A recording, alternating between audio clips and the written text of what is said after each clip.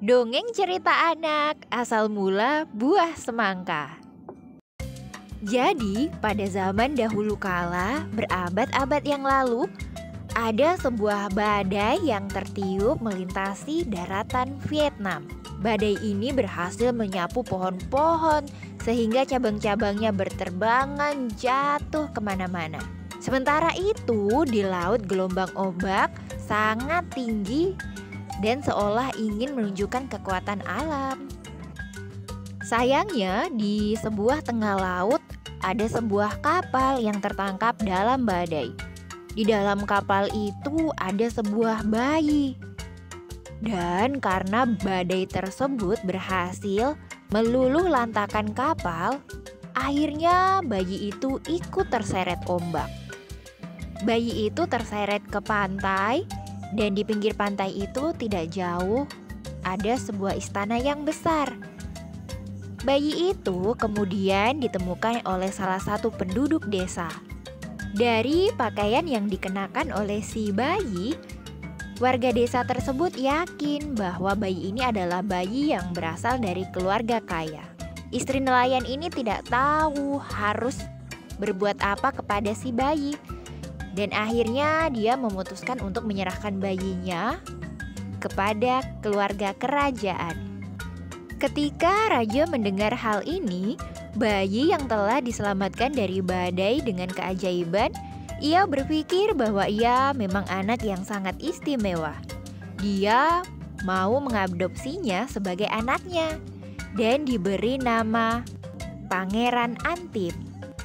Bertahun-tahun lamanya Pangeran Antim tumbuh menjadi seorang pemuda yang populer dengan kebijaksanaan dan juga pengetahuannya. Bahkan seringkali anggota Dewan Raja akan berkonsultasi meminta pendapatnya sebelum mencapai suatu keputusan. Karena ia memahami hati dan keinginan raja lebih baik daripada orang lain. Ayahnya yang mengadopsi sangat mencintainya seperti anak kandungnya sendiri. Ketika Antim berusia 20 tahun, raja memerintahkan agar ia menikah dengan salah seorang putrinya. Namanya yaitu Putri Deborah, yang merupakan temannya sejak kecil. Perayaan paling mewah dibuat oleh raja. Sehingga hal ini membuat putra kandung raja sendiri, Pangeran Han, menjadi tumbuh rasa iri karena kemewahan pesta perkawinannya jauh lebih meriah dibandingkan dirinya sendiri pada saat menikah. Ayah saya mengadopsi Antim untuk sebagai penggantinya. Saat itu begitulah yang ada di pikiran putra kandung dari raja. Dan ternyata Pangeran Han menyuap kepala penjaga kerajaan dan sedikit menyuap kepala rumah tangga sebagai imbalan untuk pembayaran hal ini. Para pejabat ini diperintahkan untuk menyebarkan desas-desus yang jelek tentang Antim, bahwa dia ingin menjadi seorang yang sombong, bahwa dia mempunyai rencana untuk menggulingkan kekuasaan sang raja. Desas-desus terus menyebar. Kurang jelas awalnya semua ini dari mana, tapi akhirnya berita ini sampai kepada raja. Mula-mulanya raja tidak percaya pada orang lain. Ini merupakan dusta terhadap anak angkatnya. Tetapi karena rumor terus kencang berhembus, raja terpaksa percaya. Dan dengan sangat sedih di dalam hatinya, raja memutuskan bahwa Pangeran Antim bersalah karena merencanakan pengkhianatan dan harus dibuang dari kerajaan selama-lamanya. Istrinya bersumpah bahwa dia akan mengikuti Pangeran Antim sampai ke ujung bumi. Dan pasangan ini akhirnya segera naik kapal yang membawa mereka jauh ke laut dan mereka terdampar di sebuah pulau yang jauh dan juga sunyi. Pangeran Antim dan Putri Deborah tidak putus asa.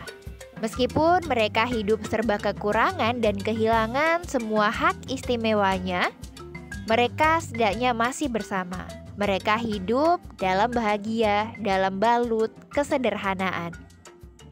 Untuk bertahan hidup, mereka berdua berkebun. Mereka menanam buah melon Mereka menanam segala jenis sayur-sayuran. Dan di suatu hari di musim panas, mereka melihat bahwa tanaman mereka mulai tumbuh, lalu berbuah besar-besar, warna loreng-loreng hijau, tua dan kuning muda sangat cantik. Buah ini tidak pernah mereka lihat sebelumnya. Ia memetiknya saat ranum dan menemukan di dalam dagingnya buahnya merah dan lembut. Terlihat sangat segar. Pasangan ini memutuskan untuk membudidayakan buah hutan yang satu ini. Mereka begitu rajin merawatnya. Suatu hari Pangeran Antim sedang duduk di pantai merenungkan samudra luas dan kenyataan perjalanan hidupnya. Sesekali ia rindu pada ayah angkatnya. Dia dengan santai sambil duduk-duduk mengukir namanya pada buah tersebut. Buah loreng-loreng hijau. Dia mengukir namanya, lalu kemudian gelombang laut yang dulu telah menjadi penyelamatnya sampai kini masih setia. Gelombang laut itu menghanyutkan semangka yang telah diukir namanya oleh Pangeran Antim. Siapa sangka akhirnya semangka itu dengan keajaiban sampai di dekat istana kerajaan. Seorang warga menemukan semangka itu dan memberikannya kepada raja. Ketika raja melihat apa yang dibawa oleh warganya, raja terlihat sangat sedih sekaligus haru. Perasaannya bercampur aduk karena di buah itu terukir nama Pangeran Antim. Raja juga sangat merindukan putra angkatnya. Dia akhirnya mencicipi daging buah merah dan sangat lezat ini. Ia berpikir itu adalah persembahan paling berharga yang dapat diberikan kepada raja. Raja berpikir dengan cinta Antim dan dalam hatinya dia memaafkannya. Dan 2 minggu setelah kejadian itu, kapal yang dikirim oleh raja datang ke pulau terpencil untuk membawa Pangeran Antim dan Putri Deborah. Mereka akhirnya kembali ke istana. Pangeran Antim terpilih menjadi Raja Vietnam. Ia memerintah dengan sangat bijaksana sampai akhir hayatnya. Kerajaan itu begitu makmur ketika diperintah oleh Pangeran Antim.